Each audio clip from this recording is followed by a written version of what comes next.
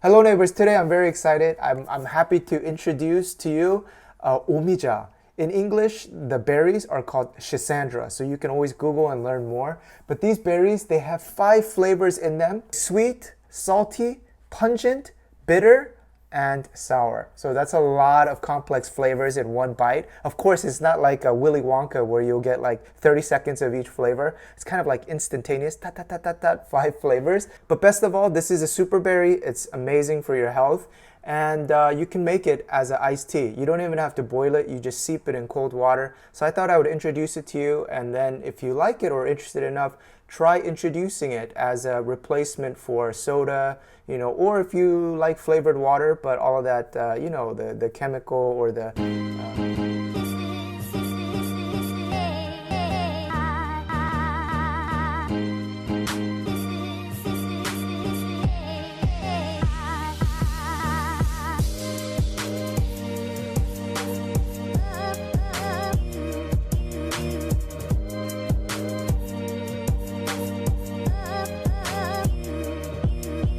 I've been testing out multiple brands and I've been very happy with the quality of these. I'll show you it. Don't they look like little cranberries? These specific Omija berries are grown in Mungyong, which is the most famous place where Omija berries are grown in Korea. But funny enough, even though they're very plump and attractive, the birds don't eat them because they're so bitter. And as far as the health benefits goes, there's so many. These berries contain lignans, which have anti-cancerous effects.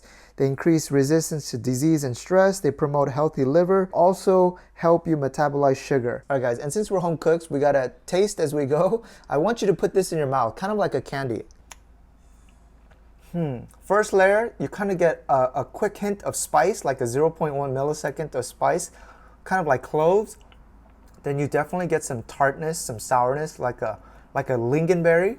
A little kick of spiciness. I mean, not like mala or like ramen. I'm waiting for the sweetness. I don't see it. I can see why the birds don't eat it. Now, when you take these complex flavors and you steep them in water, it turns into a very refreshing tea. So grandmas, they love Omija tea. I must be a grandma too, because I really like this. I've been drinking it now as my daily water for the last 2 weeks, and I feel like I'm gonna continue doing so. Let me show you what it looks like. And yes, this is how I've been normally drinking it. I don't put it into a fancy vase, partially because I don't have like a nice water jar. Doesn't this remind you of Crystal Light? I remember like my friends' parents, they would drink that as part of their diet. It's just flavored water. All right, for our special tea, I got this cool pangcha or yugi cup. It's the traditional Korean bronzeware. I just put it in the refrigerator just to be cold. Now, if you take a look, all the berries and stuff, they're inside. I just use a little strainer to catch some of the berries. Ooh, looks so beautiful. Look at that color. Give it a sip. I'm gonna show you how to make this in a bit, but when you steep these berries in cold water, you taste tartness and it's very refreshing. You don't taste any of that pungency or the bitterness. It tastes very sour and slightly salty. Since this is a superfood, I like to just keep it all natural. But I know a lot of the cafes in Korea, they like to add a little bit of honey or sugar, and I would recommend it too. I'm gonna try it right now as well. You can also sweeten it down just a little bit. Everyone's palate is a little bit different. I think I'm gonna add a tad bit more, maybe half a dining spoon more. All right, let's give it a taste. Ooh, that's interesting. Adding the sugar doesn't make it taste sweet like iced tea. Of course, I didn't add that much, but it actually helps to amplify that tartness and a little bit of saltiness. Ooh, it's a little bit even stronger now. I like it. With the back taste tasting a little bit sweet. All right, to make this look pretty, I'm gonna add a little bit more. Whoops. All we need is, of course, just a few ice cubes.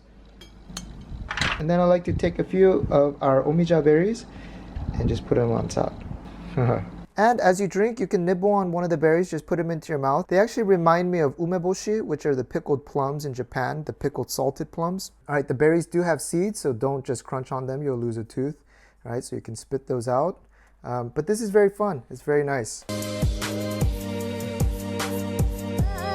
To make this, simply take 2 liters of water. In Korea, these 2-liter bottles are standard. For 2 liters of water, we need around 30 grams. Sometimes there's a little bit of these stems.